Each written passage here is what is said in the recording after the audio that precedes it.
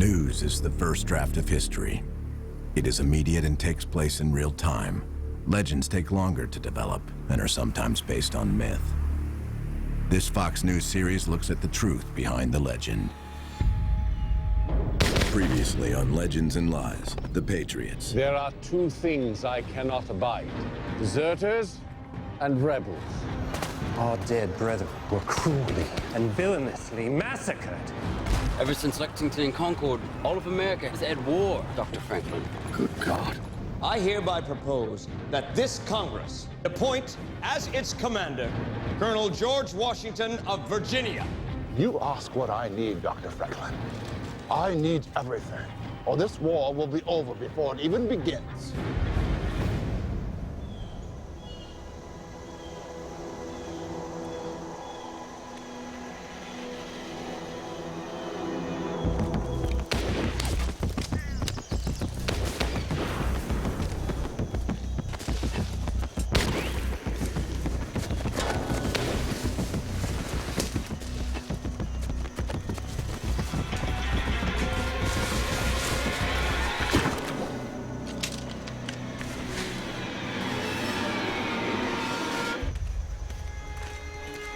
Colonel Glover, I understand they captured one of our scouts. Aye, the lad was trying to slip into the city to gather intelligence. Now they have him trussed up for all to see.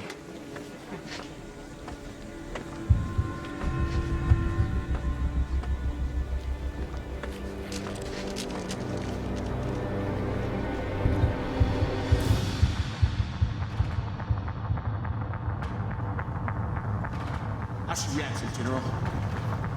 We could fire a few shots from one of the guns, Your Excellency. That's playing into their hand.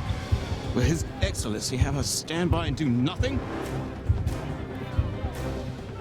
General Greene, any man who attempts to approach the British lines without orders, arrest him and clap him in irons.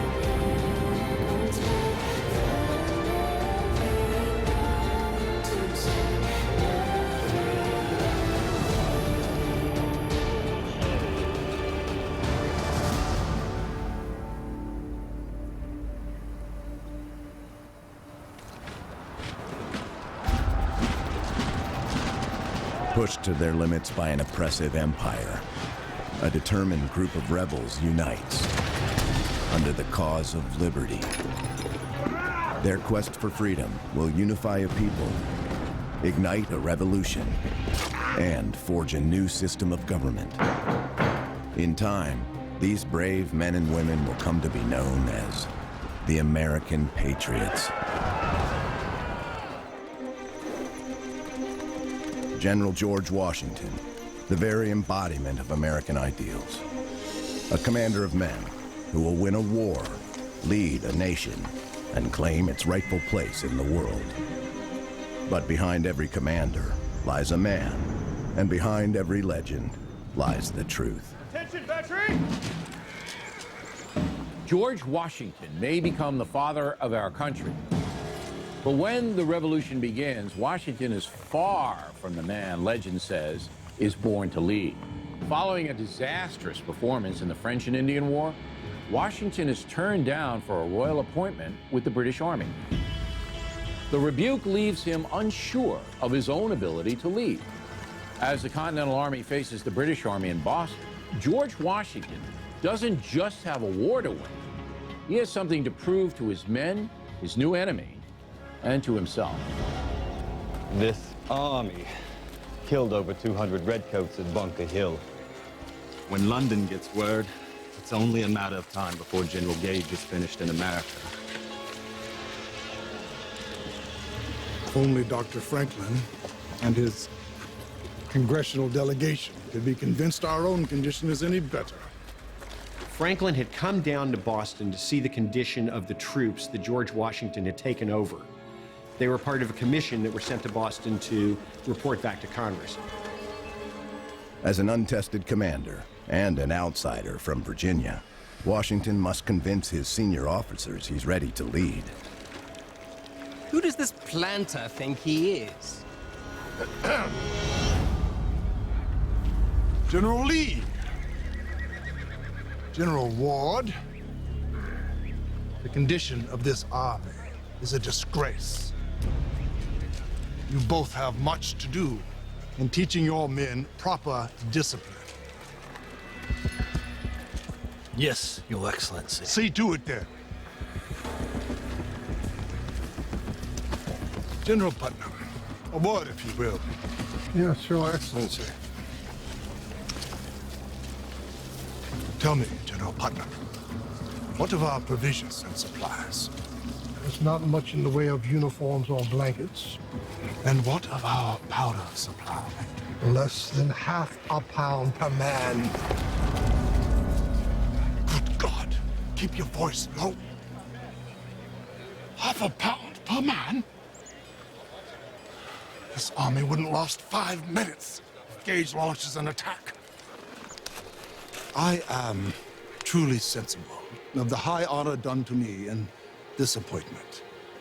Yet, I feel great distress from a consciousness that my abilities and military experience may not be equal to the extensive and important trust. Well then, we shall make munitions our first priority. Washington thinks I've been chosen. This is what I must do. But on the other hand, maybe I'm not good enough. That thought terrifies him. He says, from this moment, I date the ruin of my reputation. Washington's inexperienced army is another source of fear, one he must eliminate quickly. Is the health King George? Colonel Glover, what is the penalty for insubordination? 39 lashes, sir. Have this man arrested. Put the rest of these marbleheaders of yours to digging latrines. Camp reeks.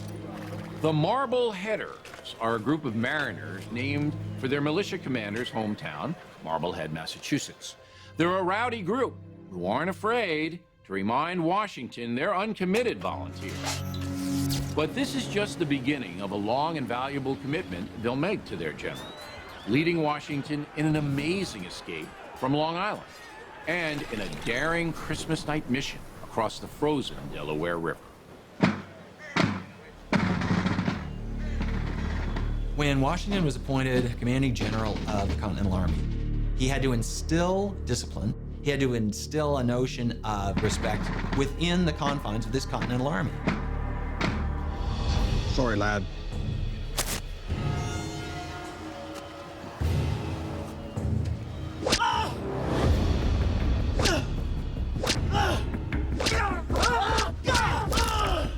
Leadership requires discipline as well.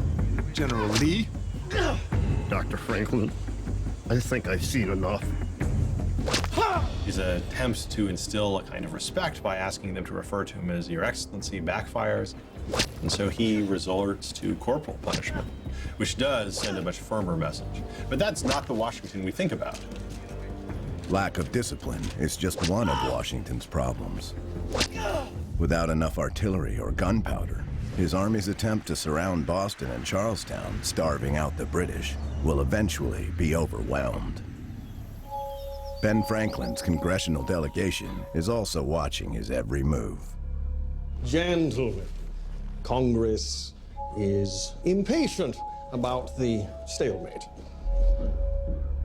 When I took command of this army, I expected to find a force of 20,000 men.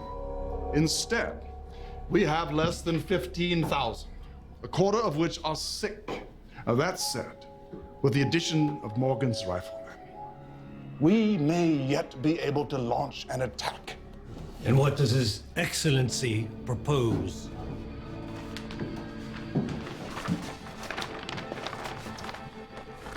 A direct assault on Boston, gentlemen.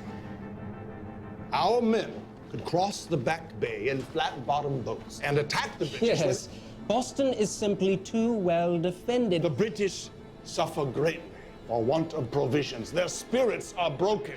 And there sits Boston, gentlemen. We must attack. Just as long as we have arms and ammunition, sir. General Washington, may we have a word? Washington has a penchant for grand plans. He wants to assault across water and take the city of Boston in urban warfare. And Franklin says, no. Do something you can handle. How bad is it? We have but 36 barrels of gunpowder. They're few shots per man. The American colonies can't produce gunpowder. 90% of the gunpowder used in the Revolution had to be brought in from someplace else. There was no army supply system. This is pre-industrial revolution. Nothing in America is mass-produced at that point in time. You must keep this to yourself and a few trusted officers. We must be wary of traitors, General. Spies are everywhere. Who, in God's name, is shooting those weapons? Those Virginians, no doubt.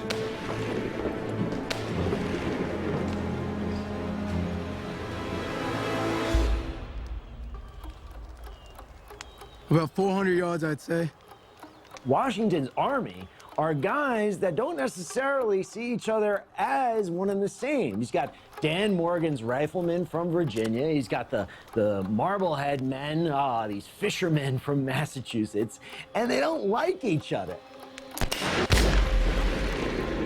Right in the brain pin! Hold your fire. Damn fools will bring on a bombardment for sure.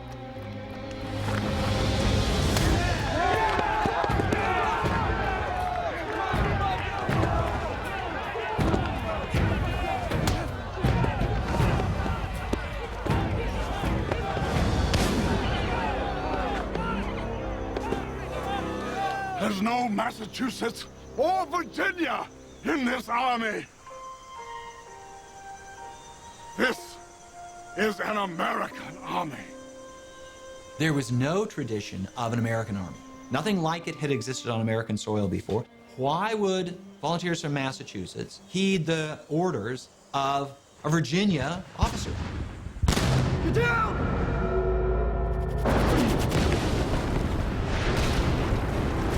He had to embody this idea of a coherent American people and nation.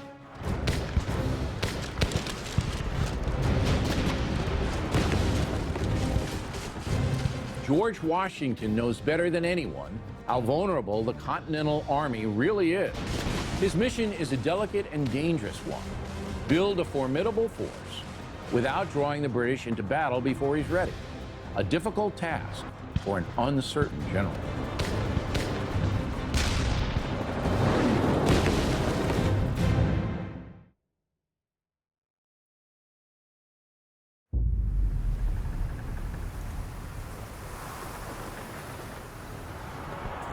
Get down! Running low on gunpowder, George Washington's inexperienced army is on the verge of collapse. As it surrounds Boston and the British military, the superior force is capturing his men and taking them prisoner. Your Excellency, it appears that General Gage has thrown our soldiers in prison with common criminals. They lack proper necessities and are subjected to brutality. And our officers? Our officers endure the same. Have they no decency? No regard for the rights of humanity and claims of rank? Gage refuses to acknowledge any rank not given by the king. Denied a general's appointment in the British military for being American, Washington knows firsthand the disrespect the British have for colonials. So many of the opposing officers, George Washington, General Gage, for instance, actually fought on the same side in the French and Indian War in major campaigns and knew each other personally. General Gage, commander of the Royal Army in America, doesn't recognize the legitimacy of the Continental Army, ignoring the code of conduct afforded captured officers. George Washington has a reputation as a brave and daring commander, but as a newly commissioned general, he must lead an army against the world's strongest superpower. Privately, Washington struggles with insecurities, but publicly, he refuses to show any sign of self-doubt. Their position on Charlestown Neck offers them an advantage, General. Time is nigh to see what they're about. Send a detail to test their mettle.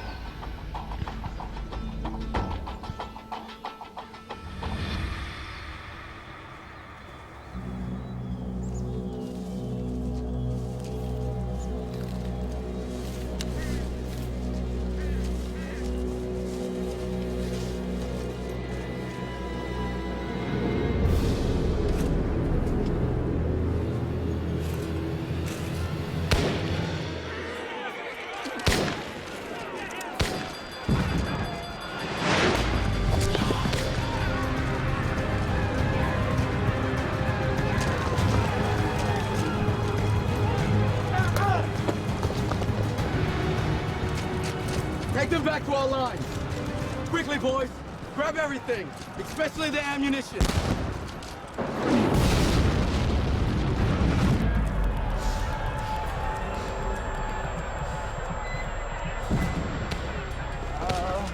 Washington is a general who learns on the job.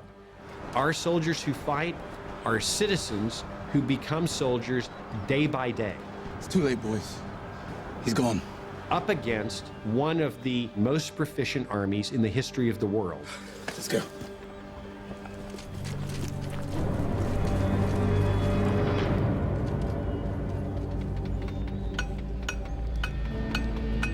The limited missions retrieve little gunpowder from the enemy. So back in camp, Washington resorts to handing out spears.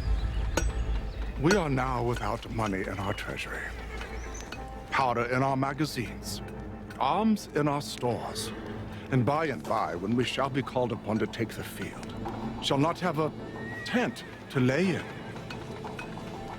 Washington doesn't know who he can trust, so he can't tell his men that there is no more gunpowder for concern that it might reach British troops. Even Dr. Benjamin Church, a son of liberty and Surgeon General of the Continental Army, part of Washington's inner circle, cannot know the truth.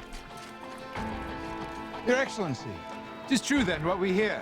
We're running low on powder. Not at all, Dr. Church. We are in good stock. We intercepted this, sir.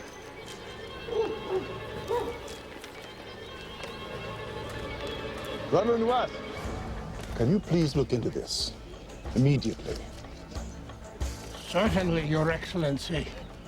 Right away. Now, we have all heard the childhood story that George Washington cannot tell a lie, but that is a legend. Fighting for the Brits in the French and Indian War, Washington is immersed in lies and espionage. Knowing his enemy's skills of deception firsthand, he must lie to keep his secrets. In the end, George Washington will prove himself one of history's great spy masters.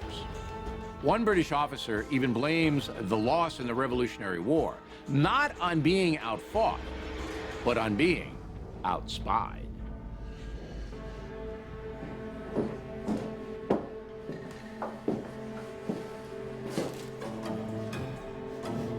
Any progress? It's full of figures about our troops and munitions. Leave us. Yes, sir.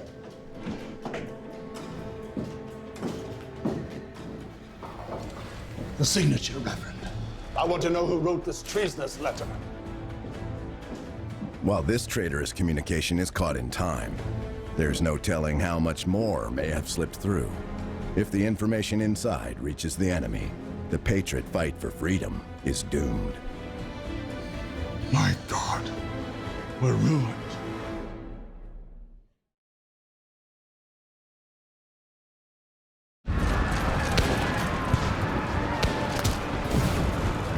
As George Washington struggles to keep the secret of his dwindling gunpowder supply from the British, a trusted officer betrays him, leaking vital information to the enemy, threatening the Patriots' already small chances against the Brits. Dr. Benjamin Church, part of General Washington's inner circle. He's also the most dangerous British spy in North America. Washington blames himself for trusting Church, but he's gone undetected for years. And after just 2 months in command, George Washington manages to catch him. He's learning quickly. But this will not be the last time the commander-in-chief is betrayed by a trusted general.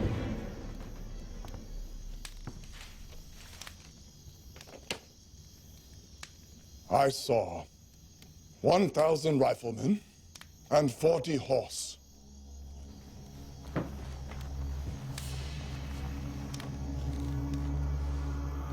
Would you read this next bit yourself, sir?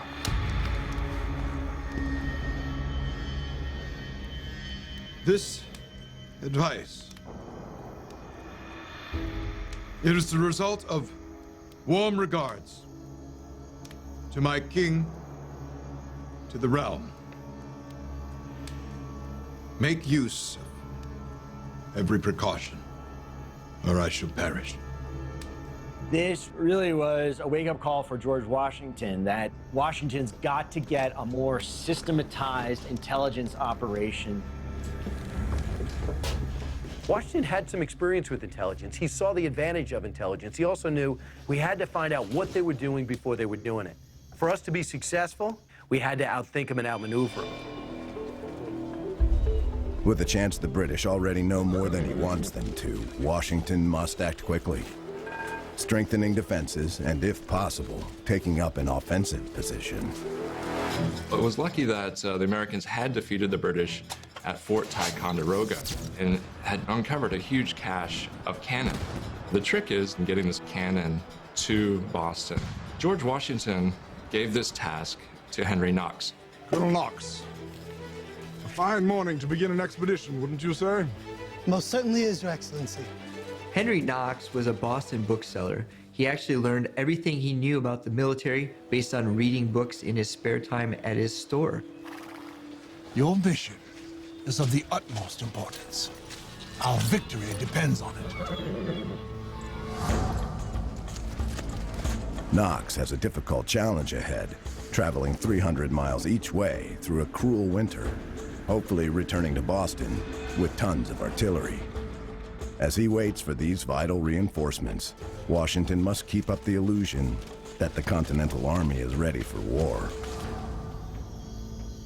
Without new gunpowder or cannon, Washington continues to launch small surprise attacks to pillage for supplies, but also to send a message to the smug occupiers of Boston, including their new commander, General William Howe. The British were figuring, okay, we have the most powerful navy in the world. We've got one of the strongest armies in the world. What does George Washington have? Nothing at all. Most people in Britain believe that Britain could win this war with one hand tied behind his back.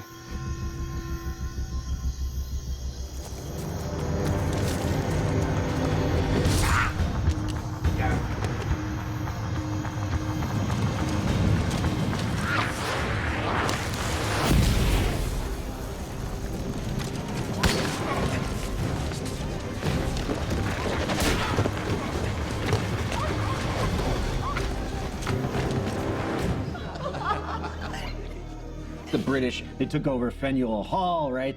The place where the revolution really got to start. Now it becomes this theater in which the British put on plays, mocking the rebels. They'd start singing a new song called Yankee Doodle Dandy, questioning the masculinity of these rebels.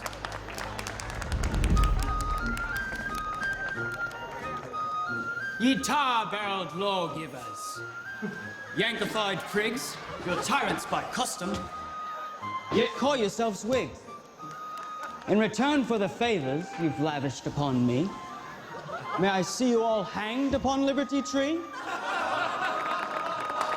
Gentlemen, gentlemen, the rebels are at it, hammer and tong. In Charlestown! Officers, turn out! Turn out now! There was no way the British could lose to these Americans. It seemed like such a mismatch. But what they underestimated, the degree to which in those dark moments and those dark nights could actually build strength among the Americans.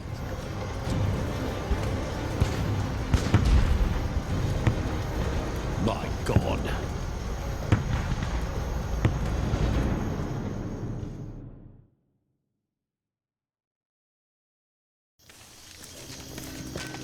Eight months into the siege of Boston, the Continental Army is improbably keeping the British at bay.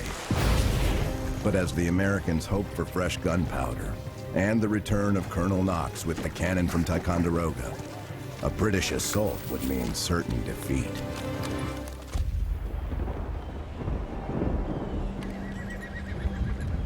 The pressure on General Washington has never been greater. The arrival of his wife Martha is a welcome retreat. The siege is going on for months, and Washington is not only concerned about traitors in his midst, he's concerned about retaliation against his family, and so he sends for his wife.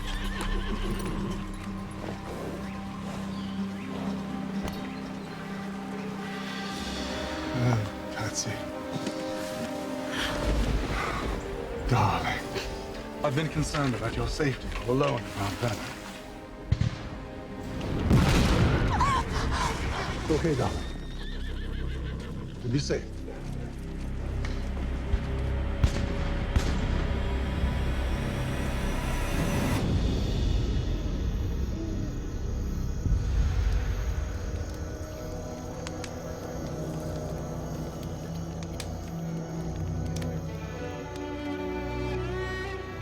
Martha is incredibly wealthy, but Washington also sees a quality of strength. He sees Martha as a woman who is intelligent, who is a worthy partner. Dear God, George. I had no idea this army was so threadbare. We want for nearly everything, Patsy. Arms, tents. Clothing. How do these men live with so few necessities? Sparingly, my dear.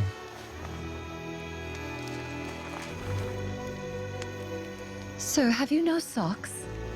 No, Mom. Most of us haven't any but what we had when we left home. I assure you, gentlemen, this winter you will have socks. Martha Washington is much more than the wife of an amazing man. She's an accomplished woman in her own right, who plays a key role in the war. Beyond providing motherly care for the soldiers, her husband is put at ease by her presence, and his men see him relax and become a better general when she's around. As the pivotal year 1776 begins outside Boston, George Washington has no cause for celebration. Enlistments for thousands of his volunteers are up. Neither he nor Congress can force them to stay. Washington can only rely upon the militias and the men that are provided to him by the colonies and other volunteers, who are very prone to returning to their farms just when Washington needs them. With thousands of soldiers deserting the army and a dwindling supply of gunpowder for those who remain, Washington won't be able to maintain his siege much longer. He must find a way to hold on to his army. General, you'll stand by and watch these men walk out of camp.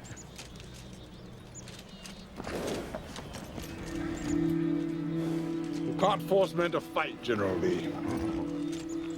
Washington knew chances were that one of three things was going to happen. He was going to die, he was going to be ruined personally, or worst of all, that he was going to go down in history as a failure. Washington's greatest hope for success rests with Henry Knox, whose expedition is still struggling to return to Cambridge with artillery. Put your back into it, boys! The team is still weeks away, but the guns they've secured will make the difference for Washington, if they make it in time. As his army's vulnerable position sinks in, the British surprise Washington with a brief truce. What are those? Copies of a speech delivered by His Majesty King George III before Parliament. Good day, gentlemen. He's declaring us traitors. He's declaring war. This is King George III throwing down his gauntlet saying, we are going to crush this rebellion, and I'm going to force you to be loyal. This is about legitimacy. Washington doesn't want to be seen as the leader of a rebellious cause. Rebellions are crushed. Revolutions are won. King George has declared us rebels. From his pampered throne in London, he threatens us with death for what he calls our treachery. Shall we submit to this coward's threats? Lose our voice in government? Not a chance in hell, General! There's no going back from this point. They can either be traitors of the British system, or they can be Americans under something new.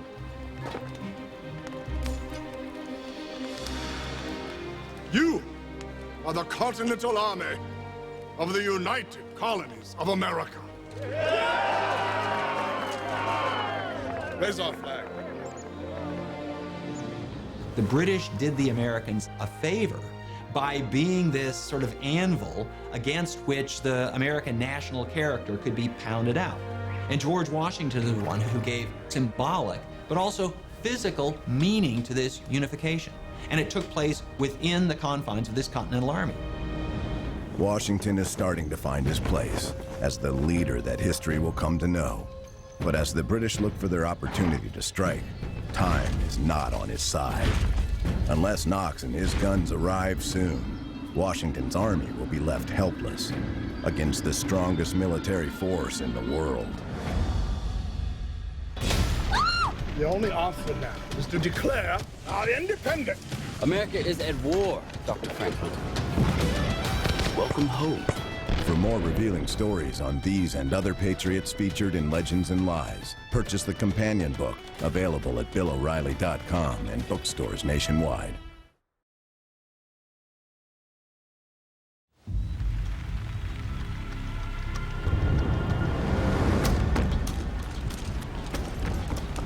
With no way to know when or if Henry Knox and his cannon will arrive, George Washington must take chances to keep the British at bay. He tests the enemy's defenses, keeping them occupied, while searching for access to high ground, upon which he hopes to set up artillery. Washington is not a general who leads from behind. He leads from the front. He is out there reconnoitering the area, moving among the men, which is good for morale, but it also leaves them vulnerable.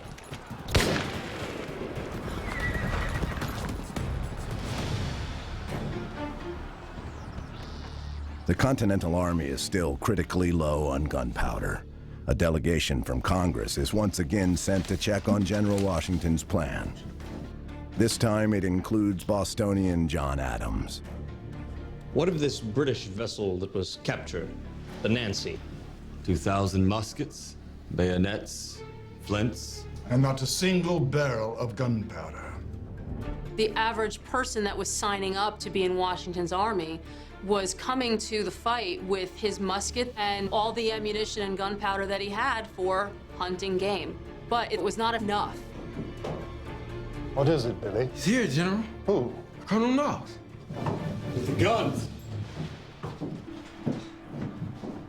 Knox, to everyone's amazement, most of all his own, I think, is able not only to retrieve these cannons, but to bring them back on sleds to fortify our siege positions around Boston.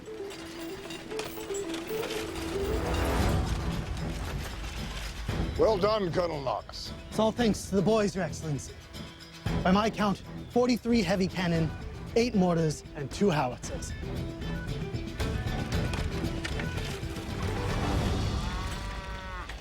If the measures I take to liberate the people of Boston result in great damage to that city, would any in Congress object? The Congress will support you, sir.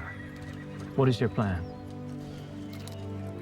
Here is Dorchester Heights. We can launch diversionary fire at Roxbury and Leckmere Point. Now, if we use the cover of night, we can mount cannon here. It will take some time, but I believe it to be our only hope.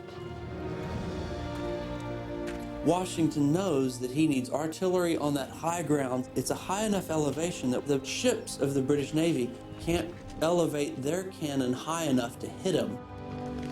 But those artillery pieces up in the high ground, Dorchester Heights, you can lower them and you can rain shells down into Boston.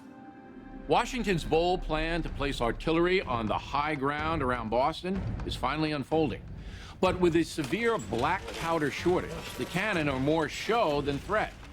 It's a bold gamble, but one Washington believes he must take to force the British to retreat from Boston. Private, fill that gabbie up. Yes, sir. Transport is coming.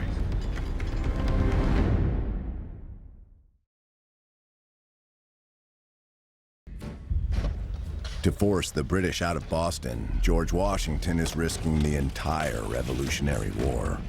His men must perfectly execute a dangerous plan, but with little powder to fire his guns, his show of force could backfire, drawing the British into battle. Washington doesn't have enough material to carry out a siege. You know, I mean, he may have a few shots for each of these cannon, but he has by no means what you'd need to carry out a siege. He bluffs the regulars into thinking that he does. The key to Washington's bluff is misdirection. As the Continental Army creates a distraction with cannon fire, under the cover of darkness, it assembles its guns on Dorchester Heights, the best tactical position overlooking Boston.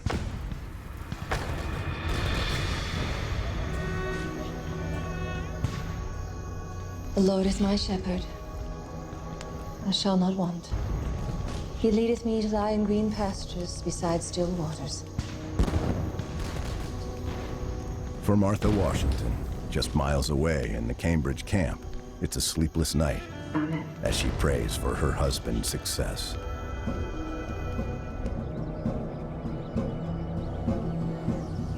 When morning breaks, Washington has proven his tactical skill.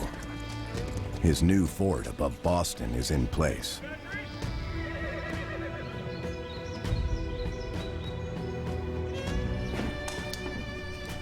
General Howe woke up the next morning to see all of these cannons. He's reputed to have said, "These rebels have done more in one night than my army's done in 3 months." After years of insults at the hands of the British, George Washington finally turns the tables.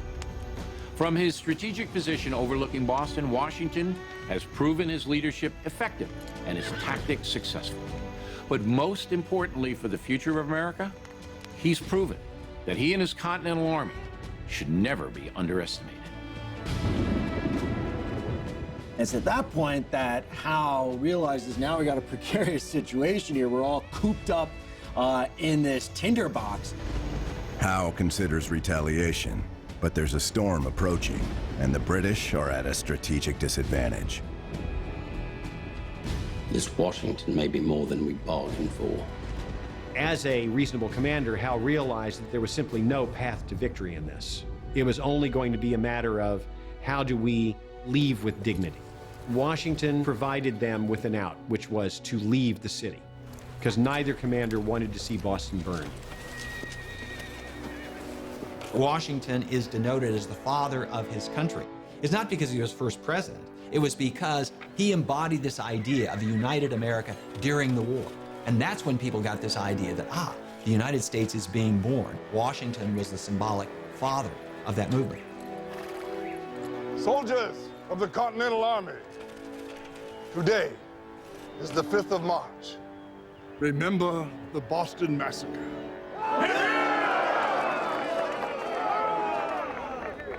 If they come forward to fight us, remember your fallen brethren.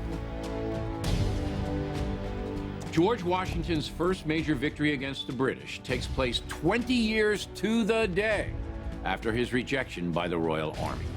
A rewarding coincidence for a general slowly overcoming his own insecurity. As the George Washington we revere today begins to emerge, the siege at Boston is just the beginning of his transformation. There are difficult days ahead, but for Washington and his men, each are starting to believe in his ability to answer his country's call.